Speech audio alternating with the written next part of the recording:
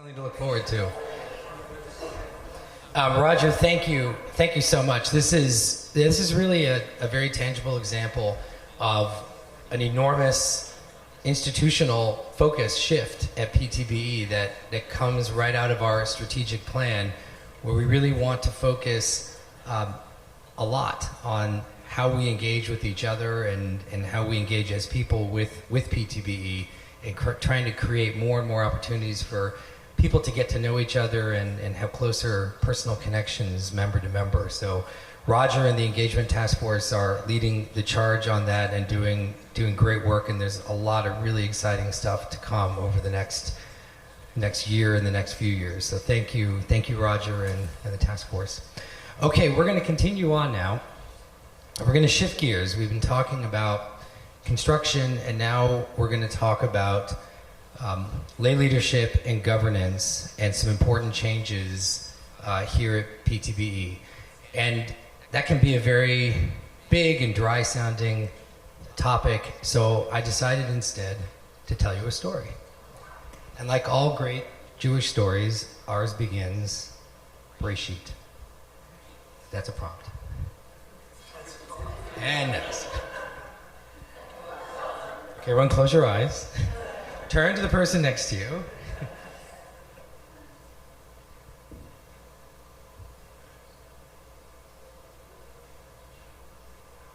Okay.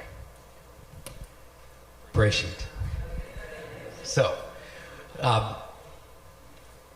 we've been doing lay leadership here for decades, and we've had an incredible heritage and history of great presidents and boards and lay leadership for many, many decades that have built PTB into what it is.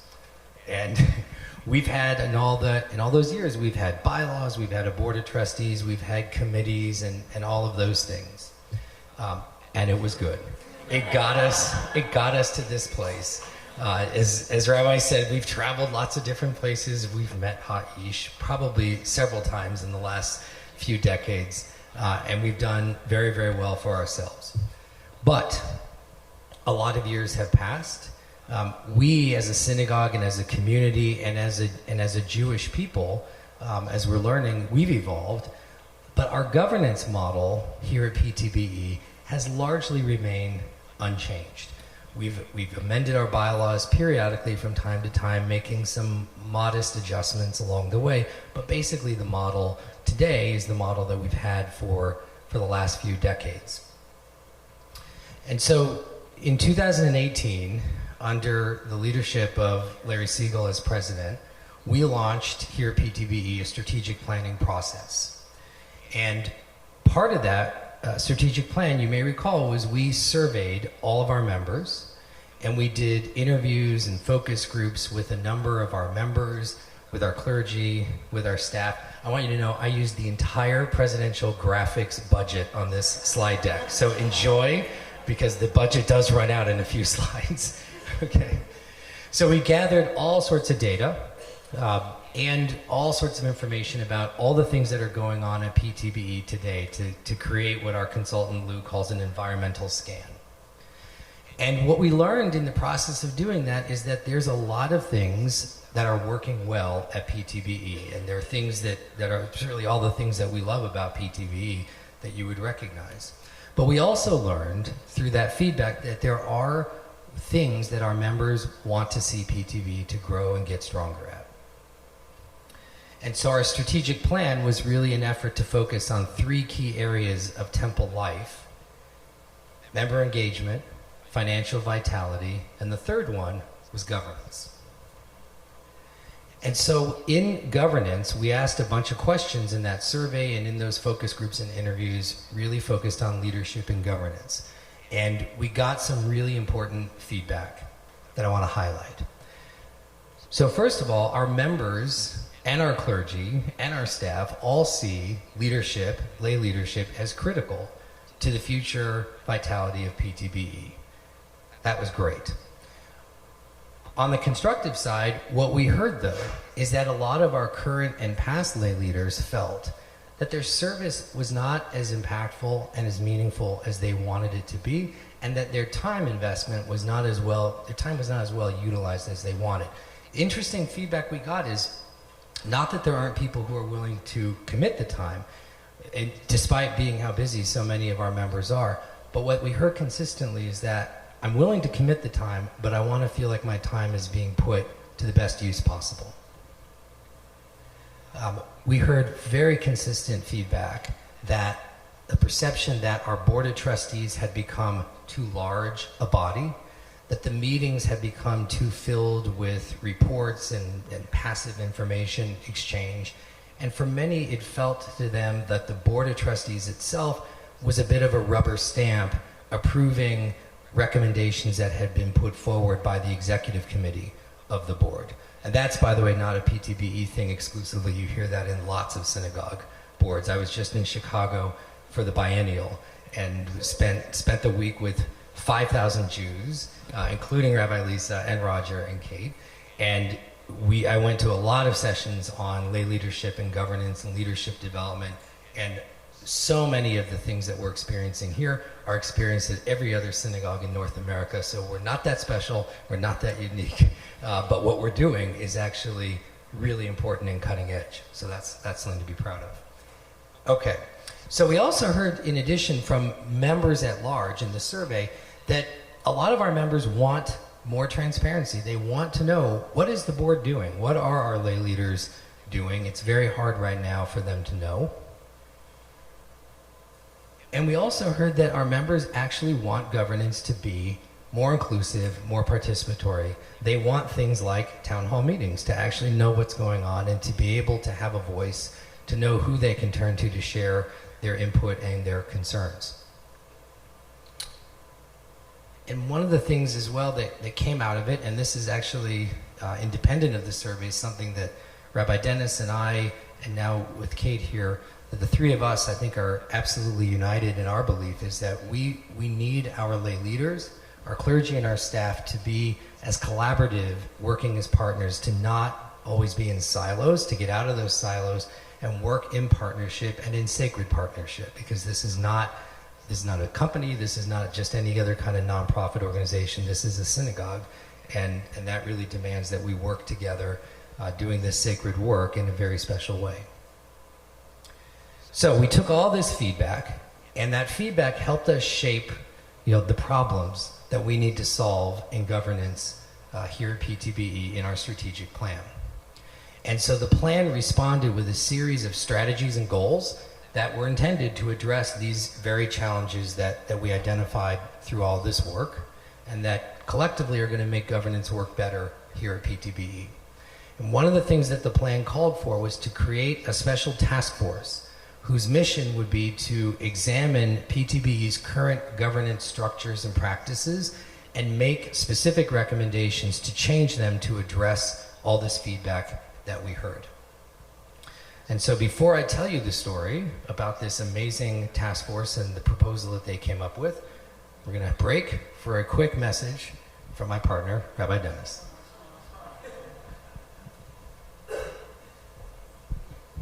So just so you know, Jeff told me I had 5 minutes. I responded, I asked for 25. He gave me 5. No, that's good.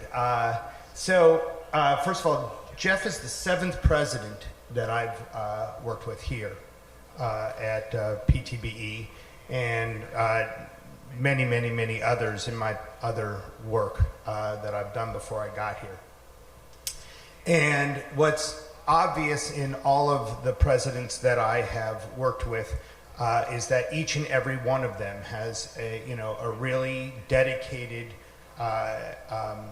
desire to not only serve the board, but to serve the congregation. So that's the first thing.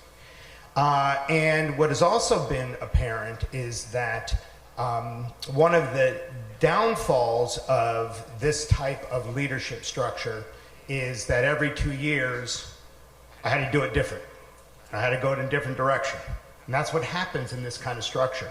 And one of the things that we learned in this in the survey, and one of the things we've learned from our consultants, and one of the things that we're trying to move for, is trying to set a little bit of a direction for us so that we are not bouncing ourselves around, but they're actually able to follow through, because each one of the presidents, and I'm looking at all of you out here, you all had great ideas and you all had important things that we needed to do, but once you left office, the next person came in and did something else, and we weren't always able to follow through on everything.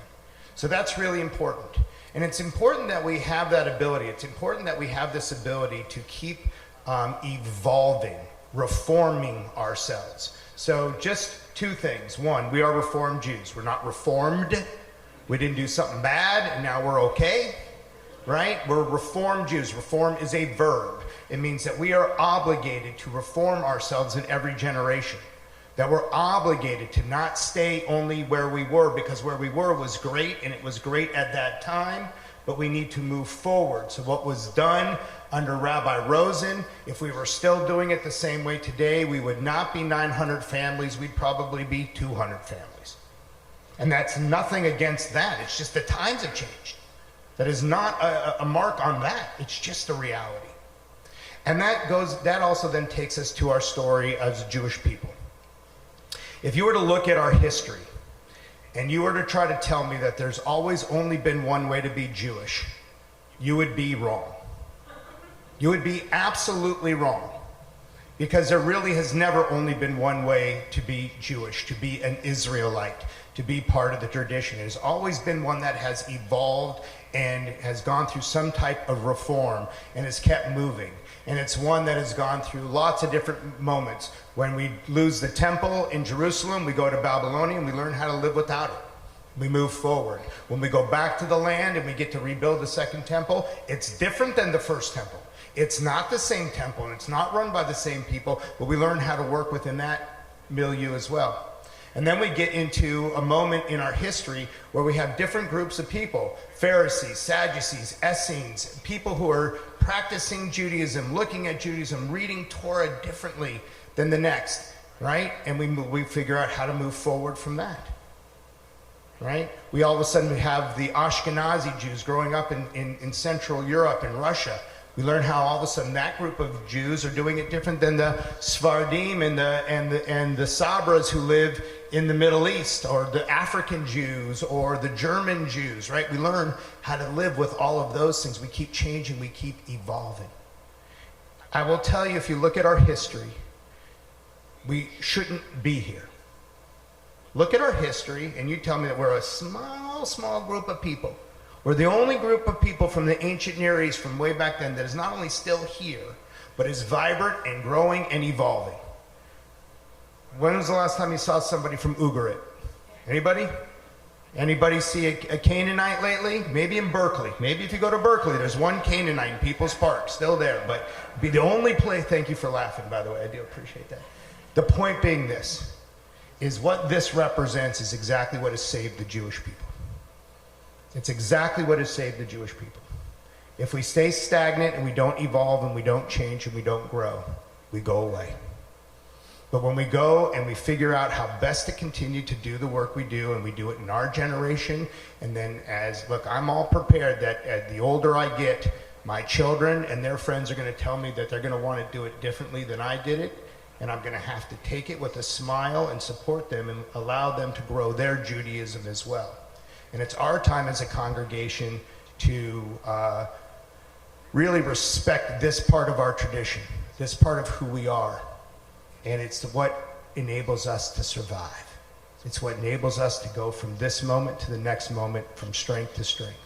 So it's been, for me, been a real honor to be able to work with Larry and Sydney, to work with everybody who's been on this task force, to work with all of the different presidents, the 7 presidents that I worked with, and all of the presidents who came before them, who I've had the great blessing of getting to know, having their guidance, having their leadership, having their input. And without all of that, we wouldn't even be able to have the conversation that we're having right now. But now it's our time, and we should feel really good about this, to keep evolving, keep being Reformed Jews, and move forward in the best way we possibly can. So that is how I see our tradition, and again, looking forward to the journey that we're all on together.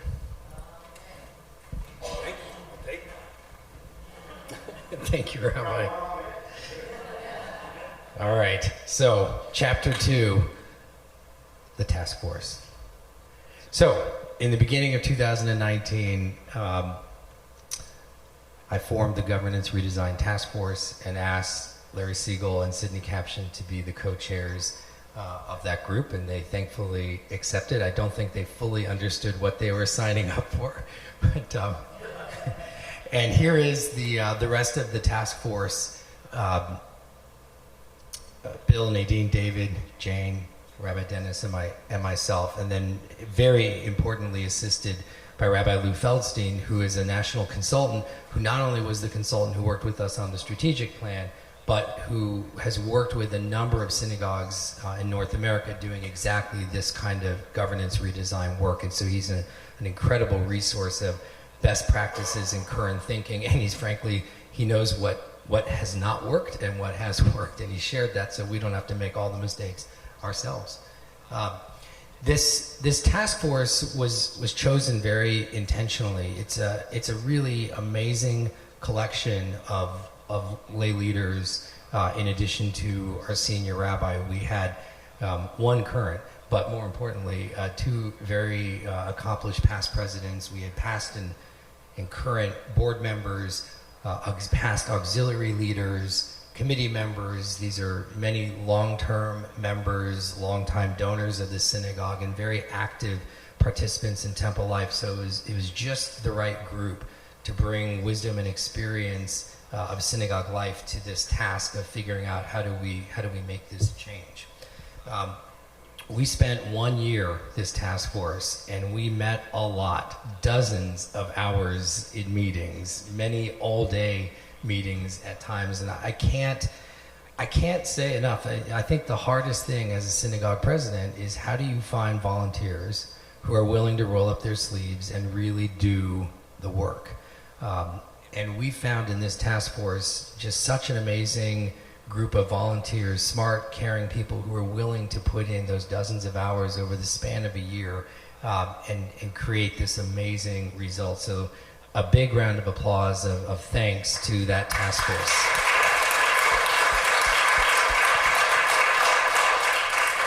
Okay, so what'd they do? Really, the whole approach of the task force was to say, we had really one ground rule that Larry and Sidney enforced strictly, which was, thou shalt never look at the PTBE bylaws, ever. So this was really an exercise of saying, what would you do if you could design governance from scratch, unencumbered by the past and what our current bylaws say, and really design governance to meet the challenges that we learned about from our strategic plan. And that's what you're going to see. So we have proposed some changes to a lot of our current structures and practices, and I'm going to give you a very high-level overview of some of the highlights of those changes, and then I'm going to talk to you about what happens next. So, in the green is the proposed changes that are being put forth by the Governance Task Force. And so, because you might not all be able to read this, I'll do a quick overview. So, on the Board of Trustees, currently today, there are 18 elected trustees plus officers, plus ex officio members, the auxiliary leaders and the Smarty leader. And so at its fullest, there are up to 25 members on the current Board of Trustees. And what is being proposed is that there would be 11 trustees plus officers and no ex officio members, although our senior rabbi and our executive director would be non-voting observers at the board. And so when you do the 11 plus 5 and the math, Sydney and I, we had the experience of getting to do math together on this, it comes out to up to 16 potentially, so from 25 to 16 at the most, and probably somewhere around 13 or 14 in most years is what we would expect to see. On the officer roles, you can see in the gray, we currently have 6 different officer positions, and in the proposal we would have 1 vice president instead of 2. The other roles would stay the same. So there'd be up to 5 officers at the temple. And then the length of service for trustees, currently everyone on the board can serve 1 3-year term. And if you are an officer, in certain circumstances, you can stay on a little bit longer after your 3 years. In the new model, board members can serve up to 2 consecutive 3-year terms and a maximum of 7 consecutive years total serving as an officer or trustee. And keep in mind, if you have any questions, feel free to jot them down on the cards, raise your card anytime you want. So I'm going to keep going. As far as standing committees, right now our bylaws have 5 standing committees for the board. It's been quite a number of years since many of those committees have ever been formed. And so in this proposal, there would only be 3, a finance committee, a personnel committee, and a governance and nominating committee. There are many other committees that are spoken of in our current bylaws. They would be spoken of no more.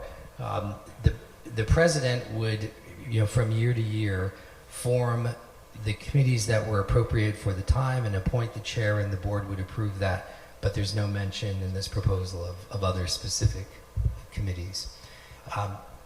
A slight change to the way that trustees would be elected and the way that officers would be elected, and the change is this: that governance and nominating committee of the board is really a committee that's focused on evaluating how board performance, taking oversight of leadership and development across the synagogue, and then nominating trustees who would still be elected by the membership each year, and nominating officers who would be elected by the board, which is similar to how we do it now.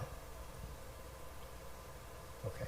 And then something completely new is part of the proposal, which is something that we call the Leadership Coordinating Council. What is that? So remember, we got a lot of feedback that people wanted to see governance become more inclusive and participatory. And you might say to yourself, well, geez, if you're making the board smaller, that's kind of counterintuitive. Actually, it's not. What we recognize is that the board has a part to play in lay leadership, but it is not the entirety of lay leadership.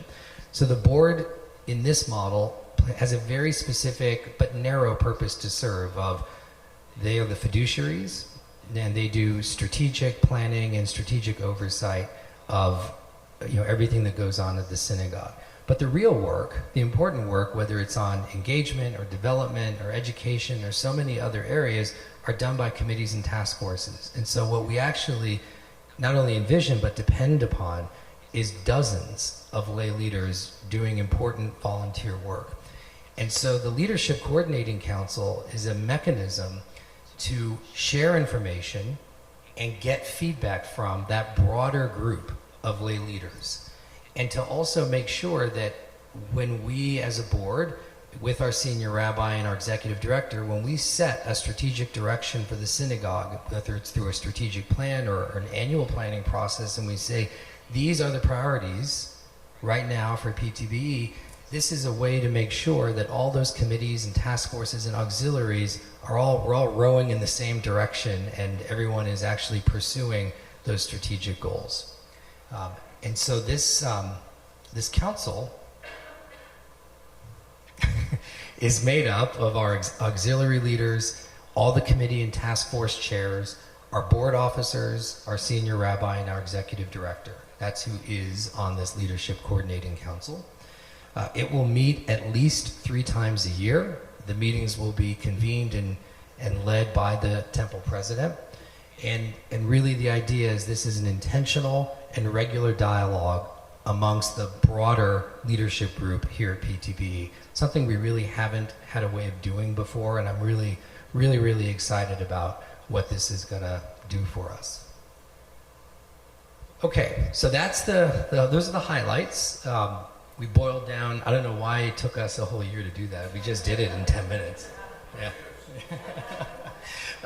So let me just give you a little sense of where do we go from here, and then one parting thought. So, how do bylaws fit into this? So, I think most everybody here is kind of expert and experienced in this, but for those who are unfamiliar, so our bylaws are actually the legal document that define our governance structures and practices. So it's a legal document, and you can really think of it as akin to PTBE's constitution. So to make these kinds of governance changes, we actually need our members to vote yes to amend our bylaws. And we are going to have a special meeting of the congregation in February for that very purpose. It's the only thing that'll be on the agenda. We're going to present the amended bylaws, and we're going to ask our members to vote yes and approve these bylaw changes. So the plan for the next couple months is tomorrow is the December Board of Trustees meeting, and at that meeting the board will be voting to adopt this proposal. It has been presented once before, and there was a lot of discussion and feedback given to the task force.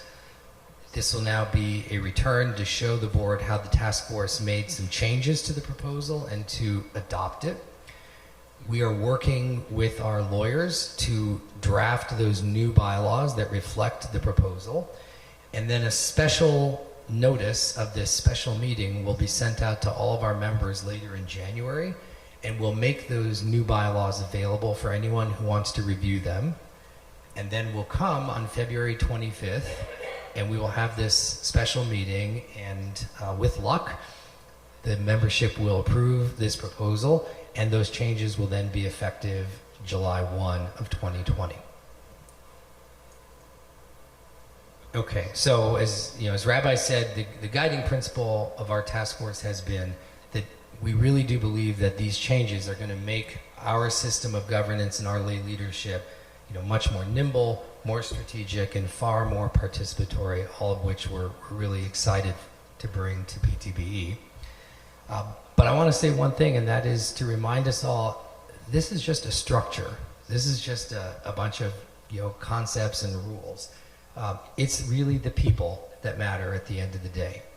And so we can pass this proposal, but we need great and dedicated lay leader volunteers. So if you love PTBE, and I know you all do, there is a valuable role that each and every one of you can play. And so I strongly urge you to reach out to any of our clergy, any of our lay leaders, and ask how you can get involved. We have lots and lots of ways, and we're going to be creating more and more ways over time, and we really appreciate and depend on your participation.